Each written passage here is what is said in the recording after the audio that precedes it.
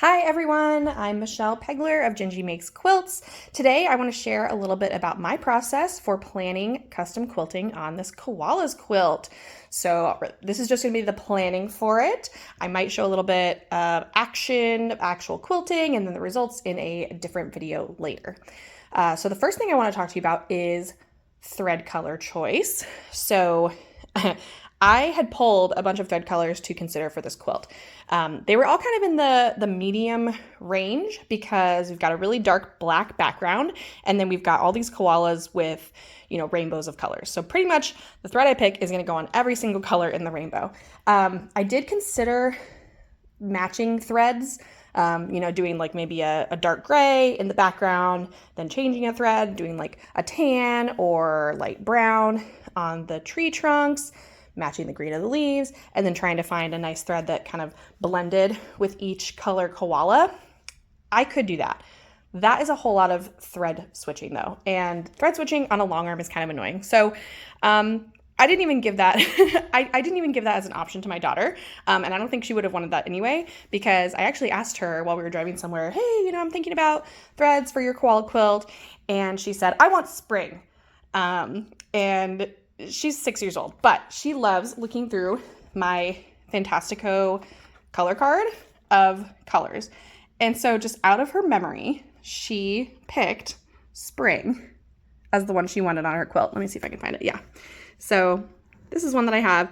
It's not really showing great on the camera here, but it's a really beautiful variegated thread with a few shades of greens, pinks, blues, a little bit of kind of lime green, yellow in there as well. So this is the one that she thought of immediately and said, I want that. And it was actually one of the ones that I had picked as an option that I had set out that I thought might be good. So after she said that, I went ahead and, laid it on different parts of the quilt to just see how it would look. So obviously it's going to stand out on this black background, but it's going to be rainbow variegated, which really goes with the rainbow koalas really well. So I'm excited to just use this one color on the whole quilt. And one more thing is that she picked this cuddle backing that is like a dark pink with hearts. And so if you've ever quilted with cuddle backing, you know that whatever thread color you pick is not going to show up at all on the back because it just gets buried so deep in there in the pile. So doesn't really matter what color I pick for the back, and you will be able to see the quilting really well on the cuddle back because of how it presses down all those fluffs. So going into the designs, my general plan for this quilt, since it's a really kind of organic theme and there's a lot of weird shaped background areas, is I'm going to be doing a lot of free motion designs that kind of blend one into the other.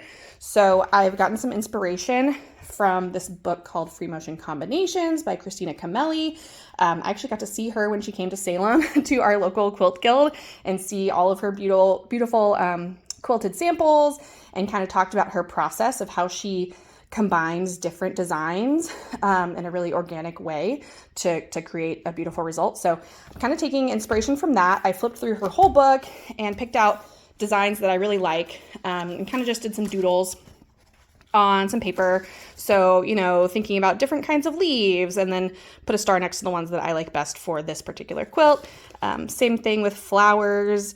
I really like this look that I learned recently of adding a little stamen, I guess, with a circle at the end in each petal of a flower. So I think that looks really good on, this type of flower, or I don't know, bush or leaf that has like oval shape tops, or this other type that's more of kind of a curvy heart shape petal also looks good in that. So I'm definitely going to be using those types of motifs.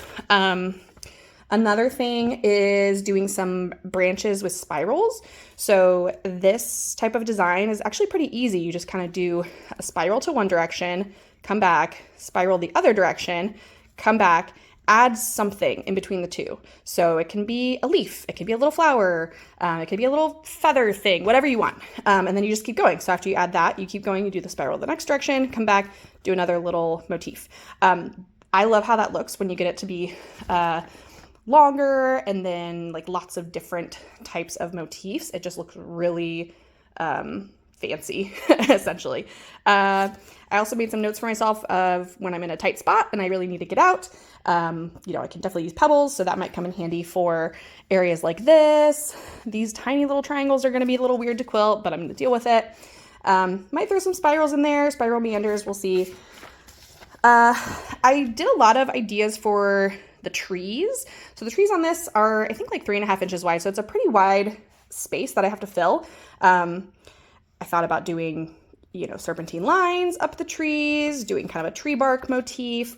What I think I'm actually going to do, though, that I've landed on is combining, let's see, where did I put it?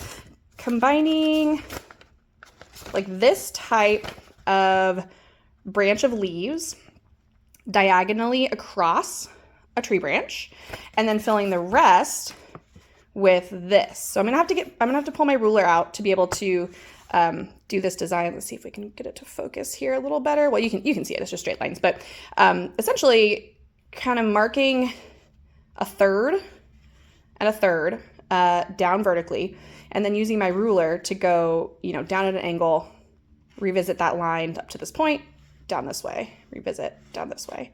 I really like how that creates kind of a basket weave look. I think that'll look really cool on the tree trunks, and then every so often throw in one of those kind of viney branches as if it's got a vine wrapped around it. Because the whole feel I'm going for in this quilt is like these koalas are in the middle of a rainforest and there's just all this beautiful foliage. So just showing you the whole pattern as a reminder, this is what it's going to look like. You know, these 12 koalas living in these trees, living their best lives.